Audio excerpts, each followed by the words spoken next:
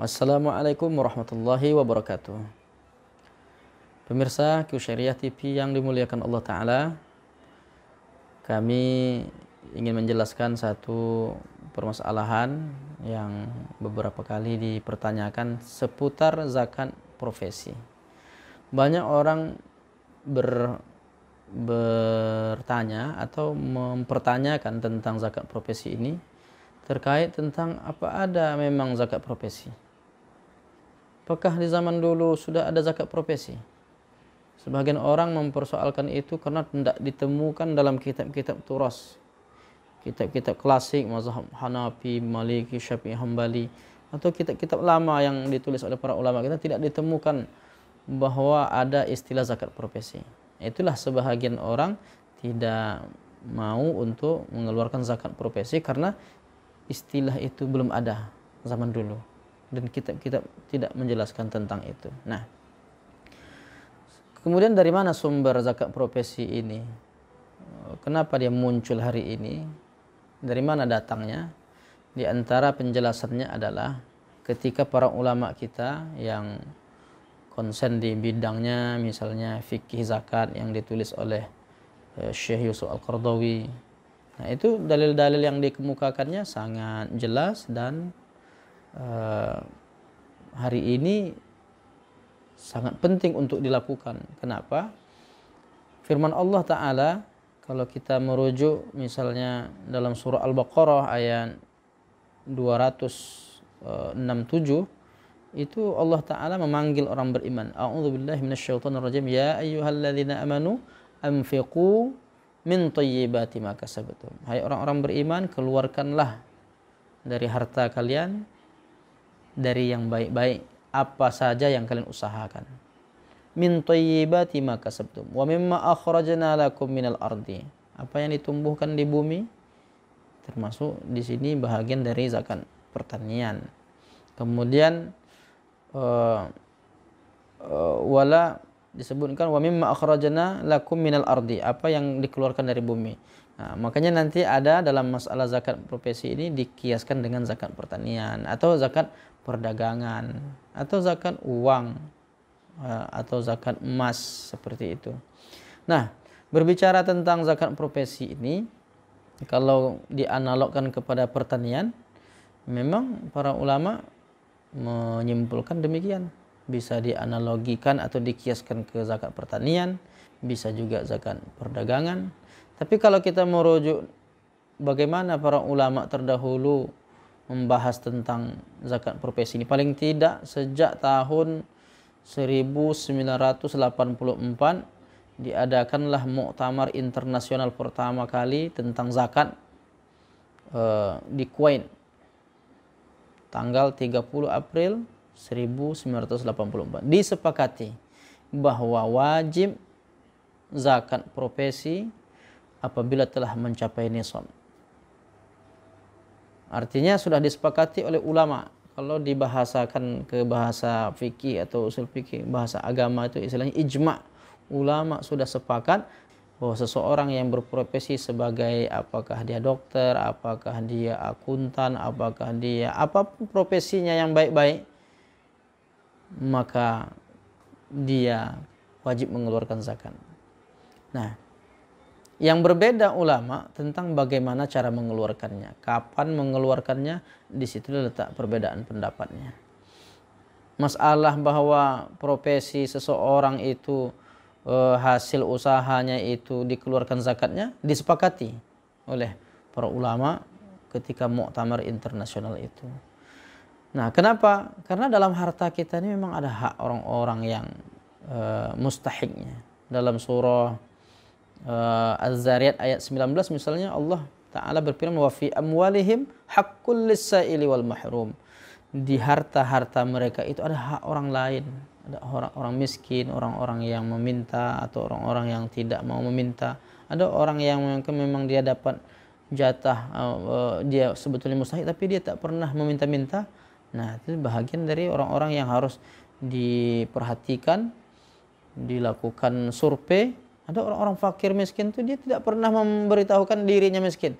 Nah, inilah pentingnya pengelolaan zakat yang profesional, didata tuh orang-orang yang benar-benar layak untuk diberikan, disantuni atau dikeluarkan bahagian zakat untuk mereka.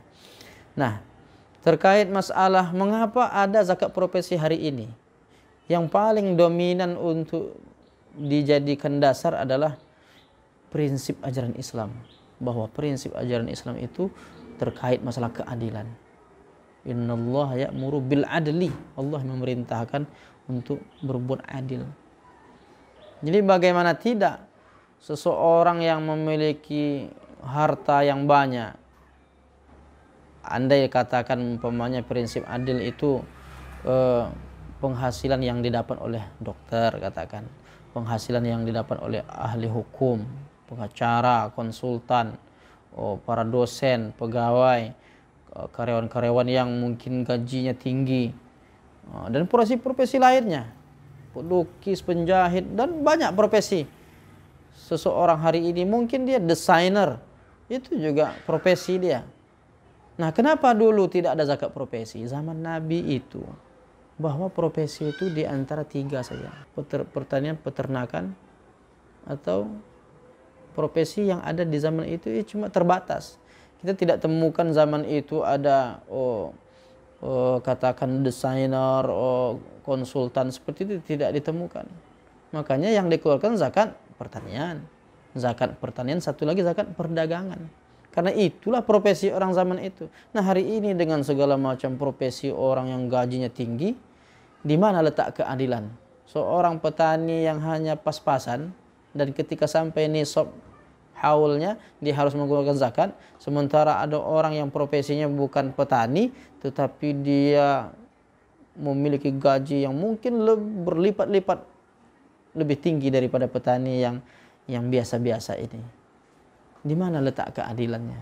Nah, disinilah para ulama menyimpulkan bahwa orang yang berprofesi, meskipun profesi itu tidak ada zaman Nabi, tapi pada prinsipnya profesi atau pekerjaan yang dia lakukan itu menghasilkan gaji, kemudian mendapatkan sesuatu yang seharusnya itu dia keluarkan juga.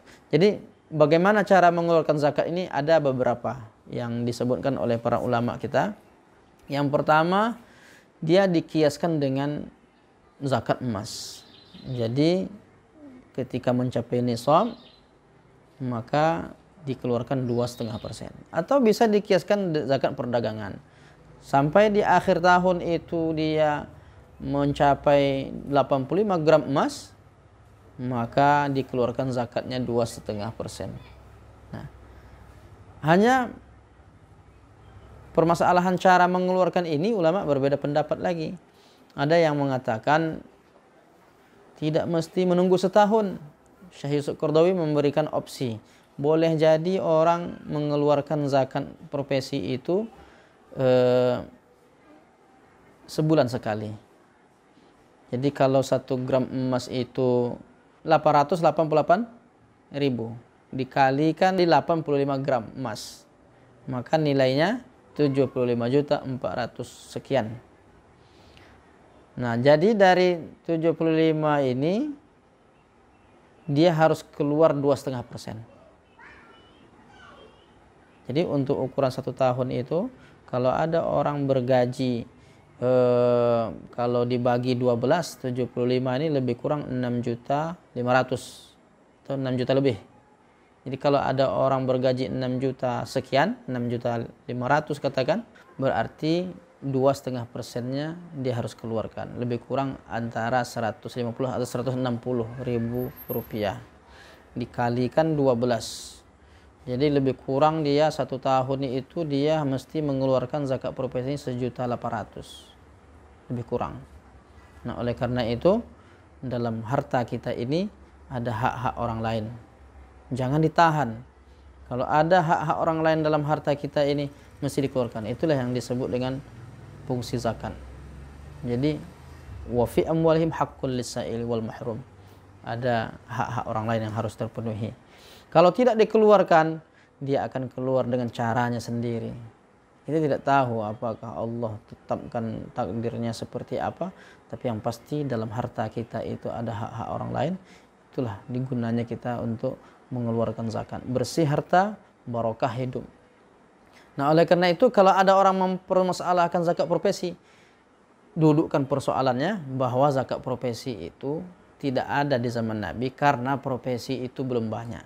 Ada saat itu peternakan, ada saat itu pertanian dan perdagangan, maka dikeluarkanlah zakat pertanian, perdagangan dan peternakan itu.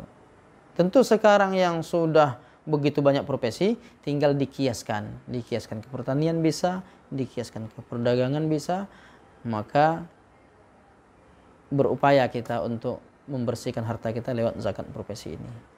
Itu diantara dasar-dasar yang dikemukakan para ulama kita terkait zakat profesi. Mudah-mudahan kajian singkat ini bermanfaat. Billahi taufik wal hidayah. Wassalamualaikum warahmatullahi wabarakatuh.